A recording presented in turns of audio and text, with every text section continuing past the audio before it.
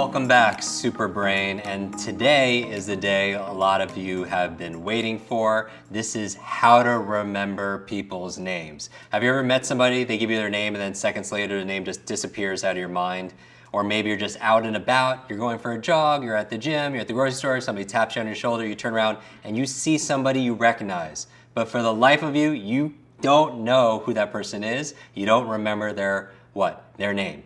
And I really want to anchor this subject down because I think if there's one skill to master nowadays in business and networking, when you're going to all these conferences and such, is your ability to remember people's names. Because it is impossible to show that you care for somebody if you don't care enough just to remember their name, right? So people don't care how much you know until they know how much you care. And it's impossible to show someone you're going to care for their health, their finances, their family, their future, anything that's important to them if you don't just care enough to remember their name, right? Maya Angelou said, people will forget what you say, they'll forget what you did, but they'll never forget how you made them feel.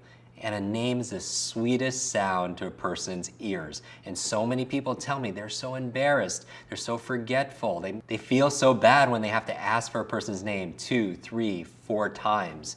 And so let's fix that. Let's fix this forgetfulness right now. I'm going to teach you a method on how to remember the names and faces of almost every single person that you meet. And that's extraordinary, right? And so we want to take you from zero to memory hero during this lesson. So let's get started.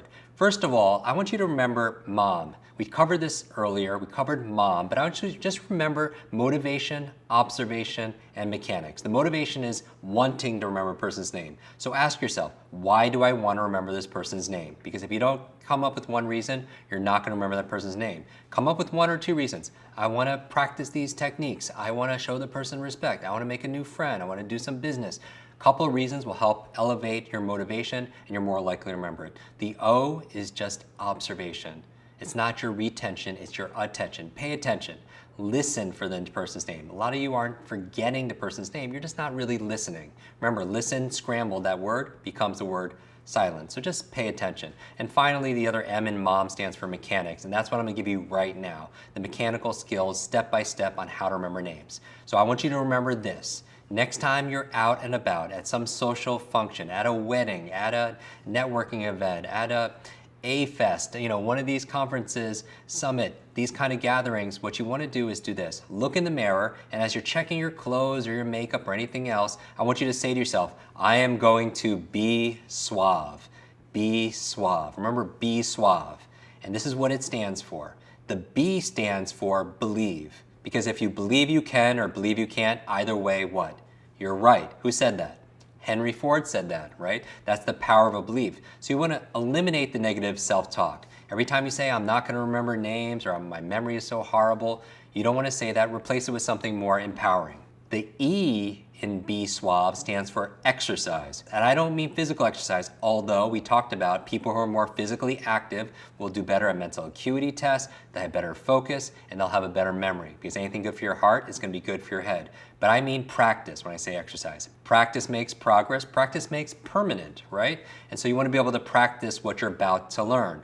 Now, suave, this is the actual technique. When you meet somebody, the first thing I want you to do is the S, and you say the person's name. You meet someone named Ted, and you say, Ted, it's nice to meet you, right? So it's, hi, my name is Ted, and you say, Ted, it's nice to meet you. How many times did you hear it? You heard it twice. Once from the person, once when you repeated it. The other reason why I ask you to say it is because I want to make sure, going back to the O in mom, that you observed it correctly. You don't want to have a 20-minute conversation with Ted and say goodbye, Ed, right? Because you want to get corrected right at the beginning.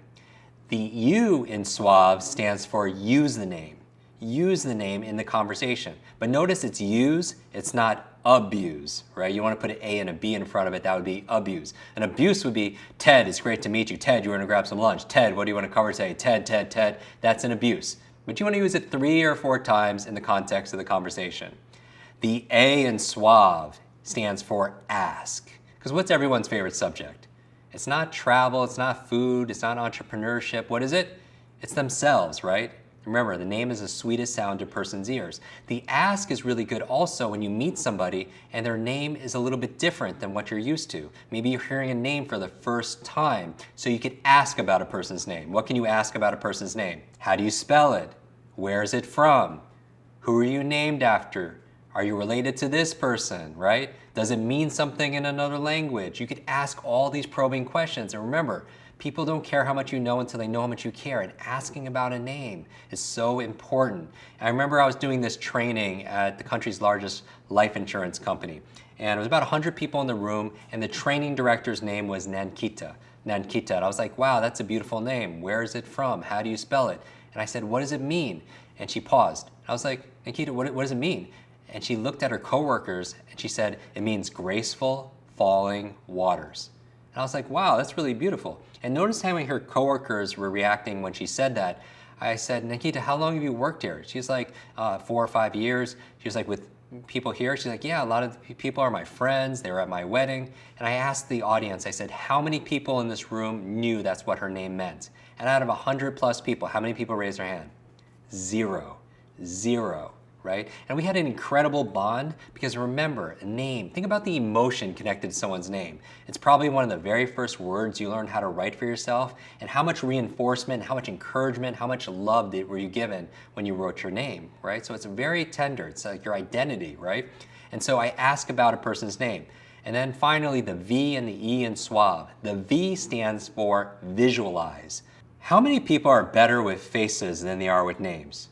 It's like everybody, right? You go to someone and you say, you know, I remember your face, but I forgot your name. You never go to someone and say the opposite. You never go to someone and say, hey, I remember your name, but I forgot your face. You don't say that, right? Because you tend to remember what you see. There's a Chinese proverb that goes, what I hear, I forget. What I see, I remember. What I do, I understand. What I hear, I forget. I heard the name, forgot the name. What I see, I remember. I saw their face, I remember their face. What I do, I understand. Going back to exercise and practice. Practice makes progress, right? So what do you do when you want to visualize someone's name? It's simple. All you do is when you receive the name, turn that name into a picture. Turn into a picture because we remember what we see. And if you tend to remember what you see, then just see what you want to remember inside. So, for example, if a person's name is Mary, when I say the word Mary, what can remind you of the word Mary?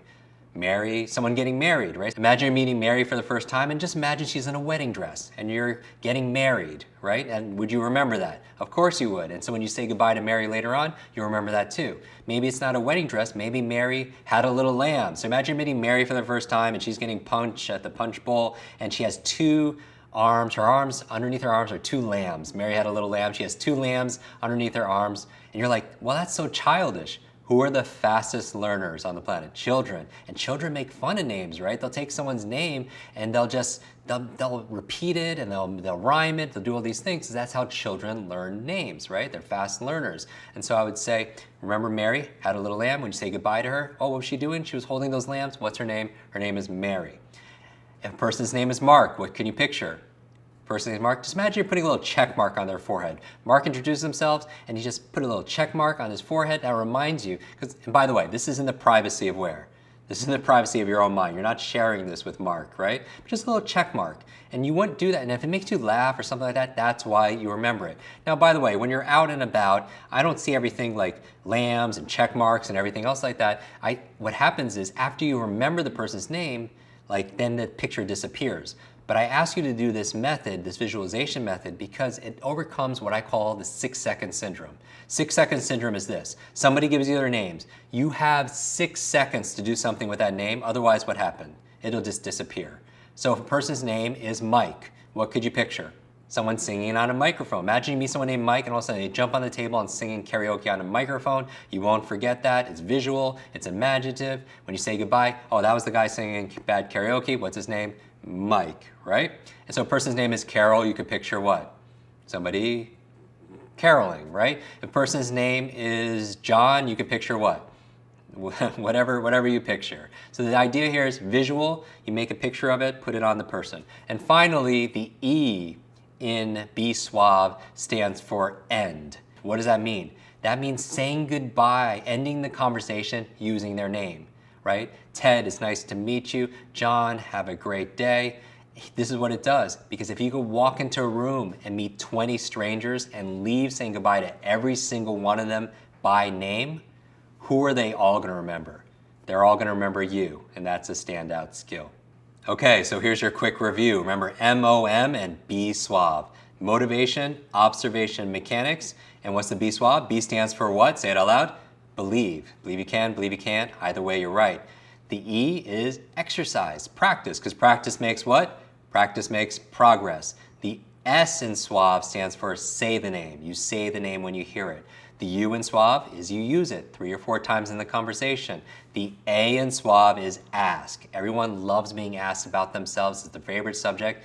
How do you spell it? Where is it from? What does it mean? Ask about a person's name. The V stands for visualize. We tend to remember what we see, then try seeing what you want to remember. Take a name like David. For me, David, I use a slingshot. I just hit the person, David, in the eyes with a slingshot in the privacy of my own mind, in my imagination, not in reality. Why do I use a slingshot for David? David and Goliath. For Bob, I use apples. Bobbing for what? Apples, right? You can come up with so many.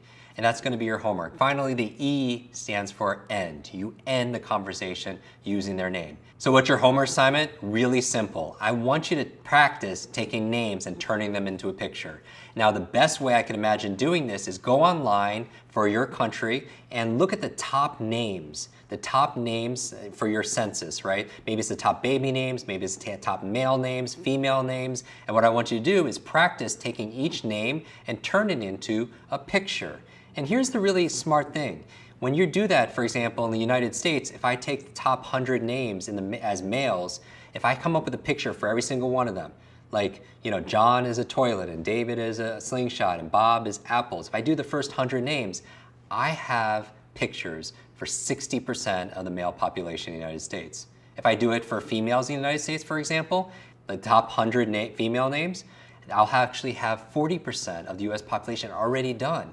And so what I want you to do is go online for your country, come up with the top 100 names that are most used, and you might as well practice with them because those are the most used names. Practice turning them into pictures. So what I want you to do is when you have those list of names is sharing and teach it to other people, because when you teach something, you get to learn it twice. So go into our community and share it with the tribe. Find your favorite names in your country and practice and share with everybody what your word pictures are for those names. I want to thank you so much for joining me for this lesson. Can you feel your super brain unlocking? Can you feel your ability to remember people's names becoming better? Your memory really is super. I can't wait to see you in tomorrow's lesson.